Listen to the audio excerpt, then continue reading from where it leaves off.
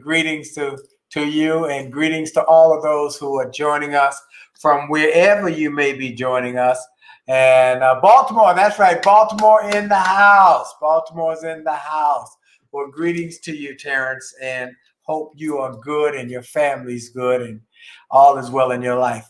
Well, we are grateful for all of you. We are back. We've been traveling, first time in a year and a half that we actually had paid speaking engagements that we traveled to. We went to Vegas for a convention. Hey, Sharon Fanto is here from Atlanta. Hey, Sharon and family. Family, yeah, Brian and family and a whole crew of Fantos. So anyway, we did our first travel to a... Terrence says, congratulations. Thank you, Terrence. That we traveled where I was speaking, and let me tell you, it was a lot going on. We left here on Wednesday and went to Dallas, and DFW, and went to the Gaylords. Greetings to all those folks who we met at the Gaylord. Beautiful property there outside of Dallas, and I spoke on a program with Matthew McConaughey. All right. Even though y'all passed each other, you didn't. Yeah, we didn't see each other. I opened and I had to get out because I had another event to go to. So then I went to North Carolina. Hey, Greg and Linda in West Virginia. Great to see you. Vegas was not a paid gig, Sharon. Went to Vegas because I was the chair of the National Speakers Association Hall of Fame Leadership Committee. And I did speak and MC and perform. There was no money. But that was no money. But this is one on Thursday in Dallas, and then Friday, Saturday, and Sunday, after we left Dallas with Matthew McConaughey and I can't say his name correctly, but the gentleman who is incredible speaker and ministry, who has no arms, no legs, but he's incredible.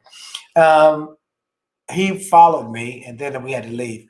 But then we got to North Carolina, the High Point. And then the lady, the Biggest Loser. Oh, the lady from the Biggest Loser, Sonia Jones. She was fantastic. She was excellent. She was awesome. So she was very, very motivational and wonderful and funny.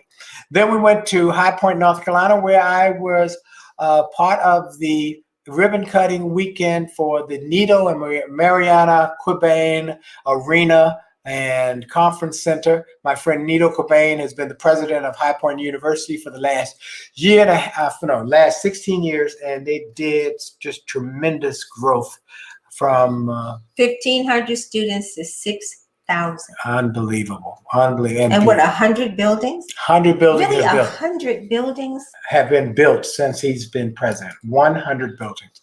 And so with myself, John Maxwell, Lee Greenwood, he was outstanding. He was outstanding. Love to be American, because at least I know I'm free. Stand up. It was great. He was wonderful and the nicest man. He was just as nice and pleasant as he could be. John Maxwell, we had a great time with him. Jane Herlong sang. Lynn Rose from LA and Gerald White did the prayer. It was outstanding. Patrick Henry and Mike Rayburn did Bohemian Rhapsody on guitar. And the audience knew all the lyrics. He wowed them. It was fantastic. So you didn't mention Train, which I did. Oh, Train. And we opened for Train. The group of us opened for Train. Hey, sister. And if somebody had said Train is in a concert, I'm like, and they got nothing but hits. I have no idea who that is. But they got hits. And I know the hits. Hits after hits after hits after hits. So we've had a great weekend. I was busy. I'm back to work. I'm back to speaking. And people are paying me money again. Praise the Lord for paying my fee to come speak. No more just the virtual. Now, we got a lot of virtual coming up. As far away next week is Dubai.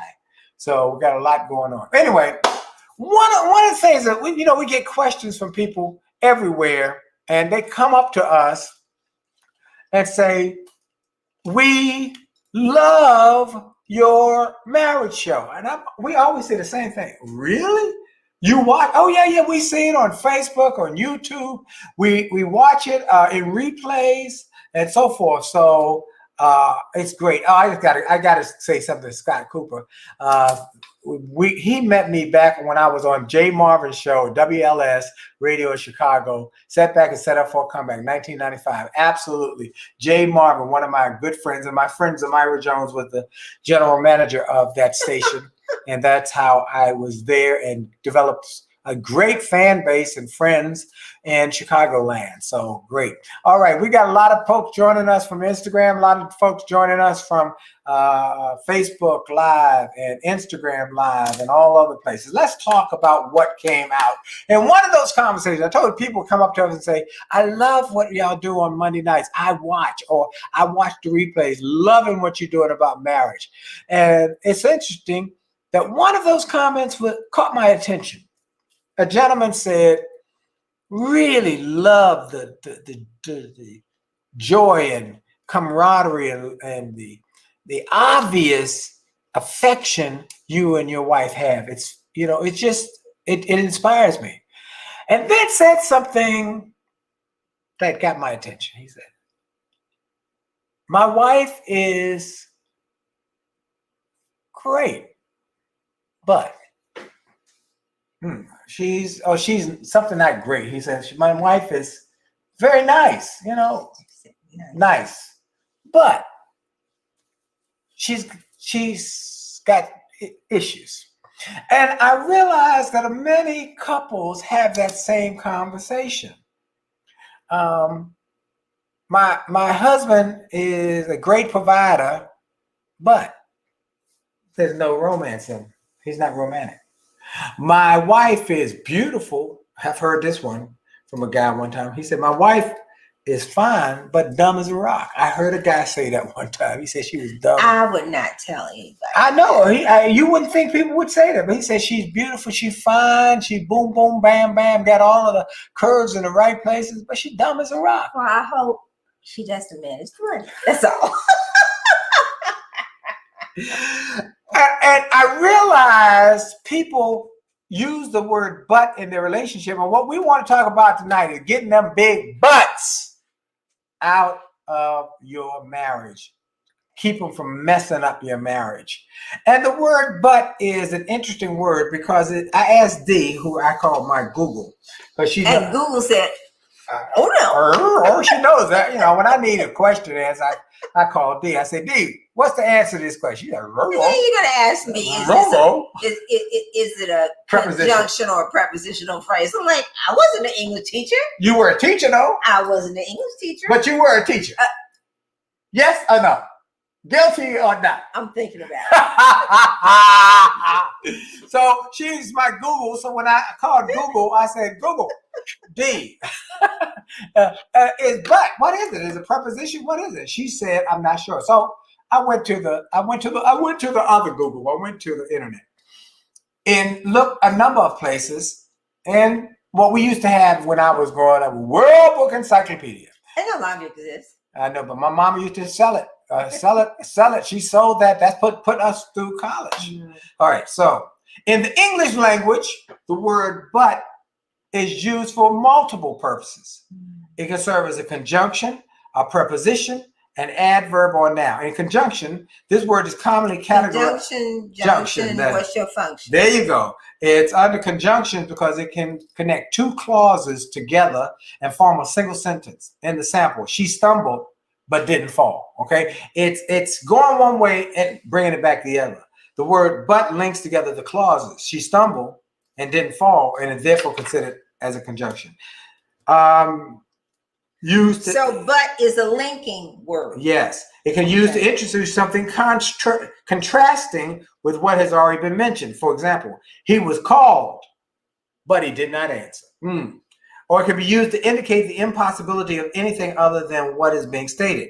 One cannot but sympathize with the old man. That's interesting. And no more than only. He is but a child. Now, other times. So wait a minute. It could be a conjunction. It's a conjunction that is linking something. A preposition. It could be an adverb. Now we're going to an adverb, and then it could be a noun. A noun is other times the word is categorized as a noun that refers to an argument against. Oh, there you go. I forgot. The thing, I forgot. I said, how did that happen? Okay, thank you, sweetie. We got a new printer. I'm like, okay. They got a new. What is it? It's a link. I just started jumped over to the next. All right, here we go. Preposition. Oh wait. All right, here. So, but is a conjunction. It's a conjunction. That links things. See, I'm the one who's the real teacher here. All right. You just said you won the teacher. Oh, shucks. Okay, stop it. All right, it's a preposition. Sometimes the word but is classified as a preposition that means so except. First a conjunction. Then a preposition. That links stuff together. Yeah. Okay, next as a preposition. And what's a preposition? It's a word that is classified that commonly used after the word all, any, no, every, none, nothing, etc. Here's an example. This is nothing but an insult. The word but is considered a preposition that means other than. Okay. Another definition: except, apart from, other than. Example: she teaches nothing but ballet all day long. In an adverb, in some cases, the word but can be used as an adverb that means merely and can modify a verb or an adjective. For instance, she is but a shadow of her old self. The word but is an adverb that can only mean nothing but or only. But it's nothing. None of these are positive. Okay, notice there's something that's common. None of these have a positive statement. Okay, and then he is but a child. He never grew up. Okay, then a noun can take, for example, the sentence: there are no buts when it comes to regulation. In this sentence, the word but is used as a noun. I told you no buts. Because buts are a limitation, a takeaway, a diminishing. And that's what we find in relationships. That's what I'm trying to. I read all this to show you that many people will have conversations about their significant other with people and say they are nice, but Terrence said it but discredits the first statement. That's exactly right. It discredits, it diminishes, it lessens the original statement. She's beautiful, but can't cook. So discredits the first part of your statement. Yeah, it's a backhanded. So smart. Who said that? Terrence. Oh my God. He's from Gray Senior. Okay, so He's so smart. He's Senior Terrence. Okay, so here are the points. But is not a compliment. It's a backhanded compliment at best. And that's what happens in relationships. People have these backhanded compliments about their mate, which is not enduring and endearing. And so what I told my son, my son called and said, what are y'all going to talk about tonight? And I told him what we were going to talk about. I said, have you ever heard me say, Mom is great, but? He said, I've never heard you say that. Have you ever heard your mother say Willie is fine, but? No. Now, she might say Willie is wonderful and he's sloppy. He's messy. He kind of messy. And I'll say Dee is brilliant. And she also is a little, OCD. She got everything. You're trying to be pleasant. Everything, nice. but we don't diminish her greatness. I never diminish her greatness, her brilliance, her beauty, her hard working, and that's what we want people to stop diminishing each other backhandedly, because that is not enduring. Now, what do you do to fix it? Now, that's what we want to get to, because if we gave you the problem and not a solution, So it goes back to all of the research which says communication. The three things to break up marriages: sex, money, communication. The common thread is communication. Psychologists say the research, really the number one thing is the communication, because it affects everything. Right? everything. And I was sharing with you earlier that we can sum it up to say kindness. So we can communicate, but our communication can be unkind. Yep. And I think that when we go places like we're traveling, Yep. and people respond to how we're behaving with each other.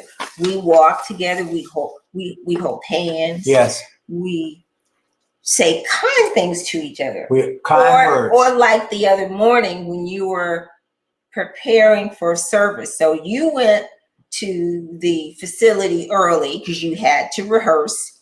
And then by the time I got there, breakfast was out, right? Right. And you ran out and you grabbed a sandwich, something, and a drink, and came in to say hello. And then they called you back. Come, you gotta come, and I gotta leave. I said I'll be back. But my wife, let me tell you, no. But you went back in, and I said to Ronnie, because Ronnie Borley was with me, and I said, "Oh, let me collect up his food." Because he didn't even get a chance to eat. So I collected up. You didn't ask me to because they called you back because you were working. Yeah. And I said, he didn't eat. So I just collected up your half-eaten food, put it in my big bag. And a child would take the big bags. You can stuff everything in the bag. And I went inside the hall for church. And then you called me and said, do you have any food for me? I said, yes, sweetie, I got the food. So it's a thoughtfulness. Yes, it is. And that's something that you can learn if you don't automatically, or if you don't do it instinctively. And Absolutely. that is called kindness. So you had taken a bite out of your kindness and thoughtful. All right, because you got to think. Thoughtful means the word thought. I put some thought in it. And I was full of thought when I was thinking about my mate. What can I do that's thoughtful for my mate? But I think it also goes to that we get, well, my mate doesn't know how to do that. How do I get somebody who is not instinctively thinking about their mate to do that? How do you get someone to do that? And we get it all the time, don't we?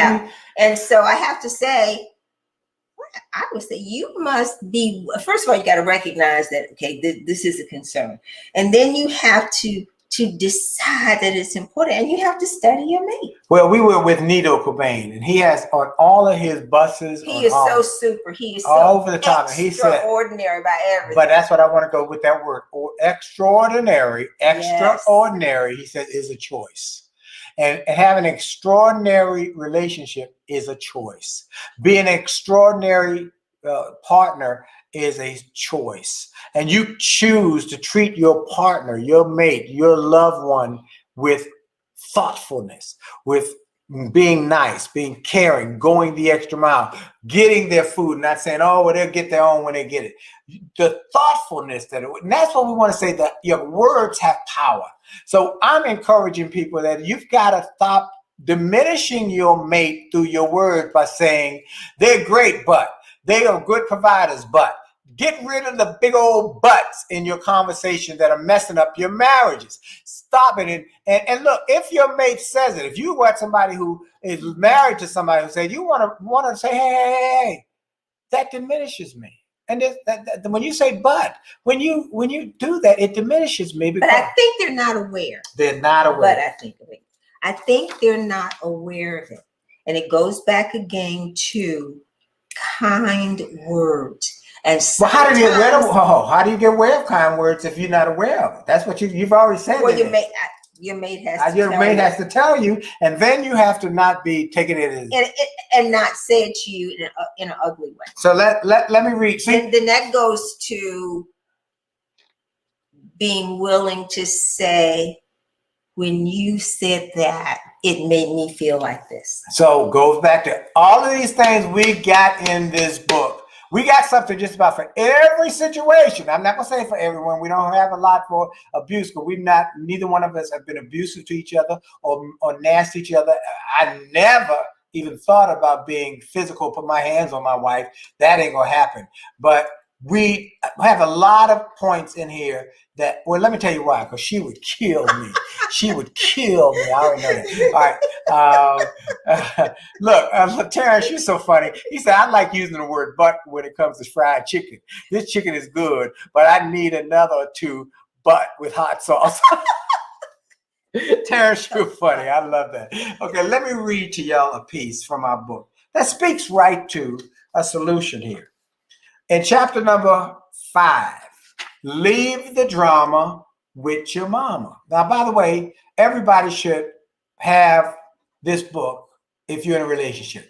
Go to jollymarriage.com, get 2 copies. One for you, one for your spouse, your significant other.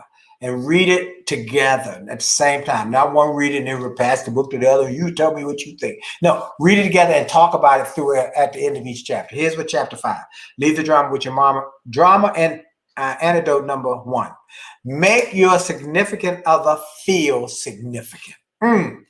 One of the secrets to a successful relationship is to make your spouse feel significant as often as you can. Make them feel special and important. I've been doing this for years, and I know it works. I'm often asked about the recognition I give Dee in my programs. I talk about her in every speech. When I initially mention her, I stop and tell the audience, please excuse me, but when I mention my bride, I get weak in my knees. I get weak because we are newlyweds, and I realize that I'm smitten by her. Then I say, yes, we're newlyweds. We've been married for over 36 years, and people always clap.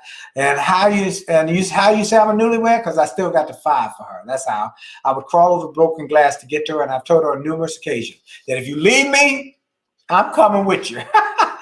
After people finish laughing, I share that this is one of the reasons why we've been married for so long. I believe one of the reasons we're happily married is that we both make a concerted, which she did on Sunday, a concerted effort to make the other feel special every opportunity we can. Dee doesn't speak as often as I do, but she makes me feel special every day. Sometimes it's in the things she does for me to help me with my goals and dreams. Sometimes it's just the way she says hello. It really is the little things, and that's the song she wanted me to play for you tonight, but I played Close to You. Little Thing is a song we're going to play for you soon. And Little Thing, which is a song that's in the book. The lyrics are fantastic. And men often ask me, how can I make my wife feel special?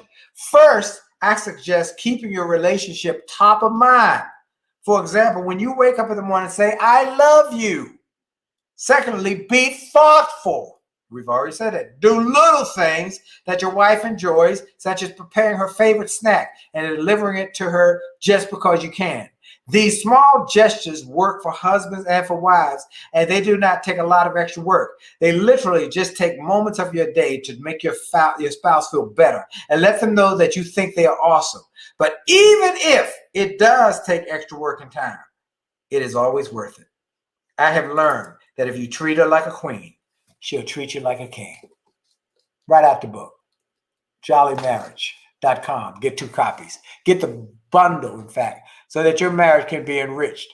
You know, we are serious about trying to help more marriages stay together. We are finding more and more people who are struggling in their marriages when they have little stress fractures that are not dealt with that become bigger fractures and then broken, then chasms. So we want y'all to. So the number 1 goal is to learn how to speak, touch your spouse in a warm and loving manner. Yeah. And that is something that you can learn. Yep. Compliment. One thing to do. One thing. Compliment your spouse in the presence of others. Ooh, ooh, ooh. Now, that's what you do. Say it again. Program. But you do that and you mention me, right? Yeah, yes. But the key is to compliment your spouse or significant other in the presence of others. What does that do to your self-esteem, to the person? Right. Who hears that you speak highly of it. You said that wonderful thing about them. Yes. Yes. Or yes. to do something. Right.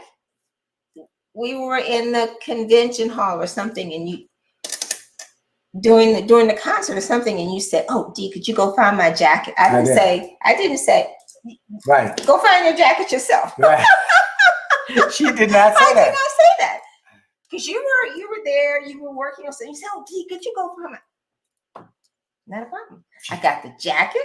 I got the Bag. briefcase because Yep. stuff was all over the place, right? Yep. And I brought it out to my sweetie. She brought it to me, and cause I wanted to take a picture with the president of the university, and I wanted my jacket on because he had his jacket on. And so we had his shirt open. I wanted I said, this would be perfect. We're sitting right here in the president's box. So it was perfect. And I said, please get my jacket. I just asked her, but you know what? I tell somebody, and I've told people before, one of the reasons I married Dee, because she did, we have in the book for people who are not yet married, we have some tests to see if this is the person who you should marry. Are they a prospect or a suspect? So I tell people that when we were dating, I had been dating some folks before her. And I remember asking a young lady one day, I'd gone to pick her up. I said, we're going out. And I said, could you iron my shirt? Because it's a little wrinkled and I got some stuff I got to do. And she said, you iron it yourself. And I could iron it, but I was trying to do two things as we were preparing to go out. But when I went to Hampton, Virginia to visit Dee one weekend, and I spent the night in the guest room, and she came and said, how are you doing? How was your night? Great, great, great. We were getting ready for church. We were getting ready for church. She said, give me your shirt. I need to iron it. As I was getting ready to go iron, she said, give me your shirt iron. I said, bingo. So you married me because I ironed your shirt. Yeah. Well, that wasn't the only reason, but that was a big reason. I mean, I didn't want you to be with me looking jacked up. I wanted you to look good. Yeah, but with me, I wanted you to look good. Well, you know what? You passed the test, and so I didn't know that I was being tested. You did not. That's just the way I am. And that's 36 years ago, and I still got the hots for you. Thank you, Steve. All right, so. Our time is almost up. Terrence said a couple things. Can somebody be too positive? If you're not sincere, okay? If you're just putting on an act, then it's not going to work. If you say I'm gonna walk on water, I believe I can walk on. No, that's a bit crazy. I don't think so. But I think you want to be tracking with your mate, but be positive, be pleasant. Be kind. Now, some people are not going to take your kindness with the measure it was given out. But you can condition people to start to change. You really can by being kind. Some people are mean-spirited. Some have sharp tongues. And some are just nasty.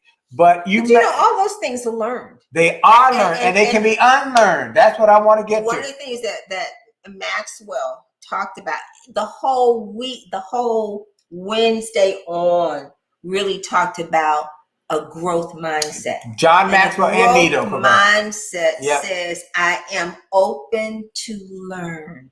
I am not stuck. You got another idea? You have something but I should read? Now, okay, but I'm open. But you had a growth mindset when I started working on you to come work with me. But you were no. I did not have a growth mindset. No, you did. You did not. Oh, you're right. You did not have it because you said, no way, Jose. I'm not leaving my good woman job. But you were willing to listen to the tapes. But I was willing to listen because of how I presented it. Information to me. You didn't say you needed it because you jacked up and you stuck in this government job. Oh, I didn't say you fine, but you dumb because you won't grow. I didn't say that. I said, baby, you're a smart woman, but I want your opinion on this audio. He stroked my ego. Oh, you're a smart woman. I want your opinion on this book, Think and Grow Rich. I want your opinion on this book, The Power of Positive Thinking. I want your opinion on this book, Live Your Dreams. So there is a way that you can work with your mate to get them to grow as you grow. Absolutely. And research out there also says that the reason why there are so many great divorces, okay, the great divorce, you're over 50, you've been married like 30, 40 years, and then you decide, you wake up and you say, hey, do I want to spend the rest of my life with this person and I don't even really like how they are? Right. Because you have grown apart professionally and personally. Right. But if you learn to get, even if your careers are different, you can grow and you can change. Yes. Look, we've had a number of people this week. I got two comments from people saying we really do think it's time for you to do some sort of event. So this week I'm telling you, I've got to put myself on a commitment. I got so much on my plate, but we got to do it. So we will have some information for you next week. Tell all your friends and family members to tune in next Monday night for a big announcement. Big announcement. Am I big? I don't. Big announcement. Big. We gotta go. All right. I don't know if I'm feeling that Willie Jolley. We gotta go. We gotta flow. Here we go. On our way out. Okay. Ending and entrance and ending. We're gonna see y'all. Just like me, they long to be close to you.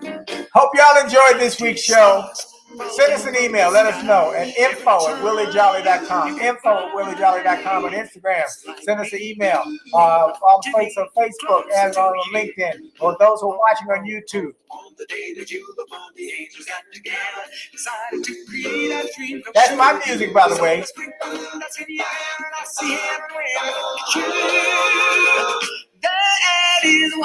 All right.